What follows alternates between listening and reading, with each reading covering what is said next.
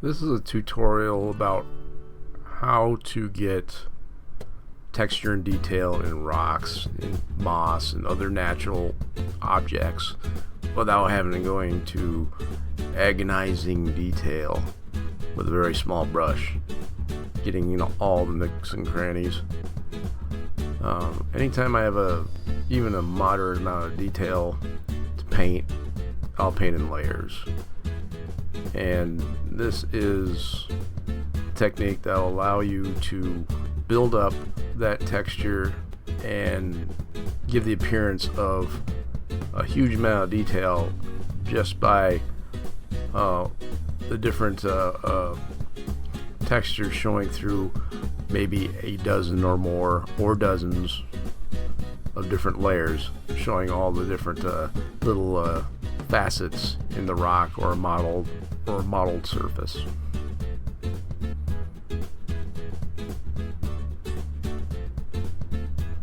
And here I just start with a square brush, just blocking in colors, getting the basic structure of the rock. I'm not real concerned about the strata or anything. I'm just putting in color and getting a basic lay of this old stone field fence.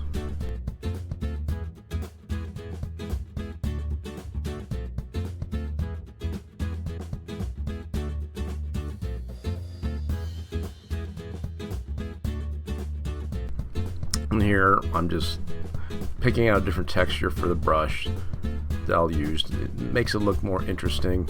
It introduces another feature that it'll show up in subsequent layers. Here I'm controlling the opacity on each layer, probably lowering it around to between 50 and 70%, depending upon what I want to show through more or less, what I want to be more transparent or more opaque.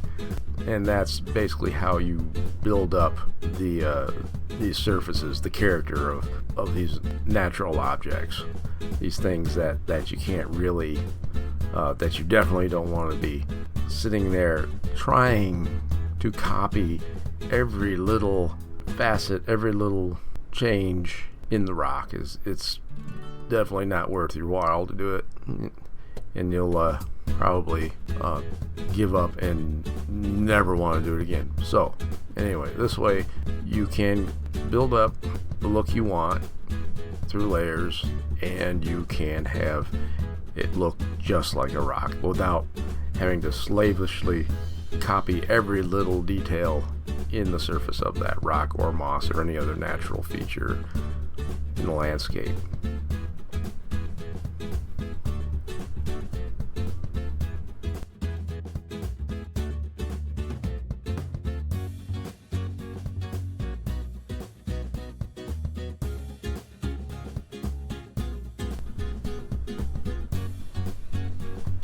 And this picture happens to be on a overcast day, so there's not a lot of contrast here. Everything has a lot of local color in the rock, so I can see different colors, and I want to show it here. I want to make sure it comes through without having it look super garish, but that's what controlling the opacity does. You lower the opacity, it will make the colors less saturated.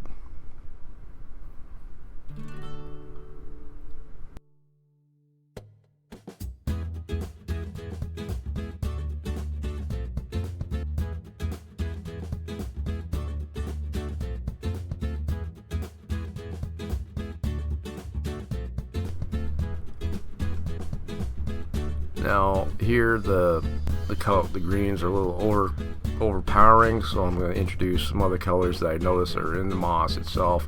More reds, more oranges. In the color of the rock itself, you see violets and blues and some purples, just from that secondary lighting from the overcast sky. And after adding this many layers, whether you think it looks correct or not, it's just a matter of continuing to layer and adjust until you get it to look the way you want it to.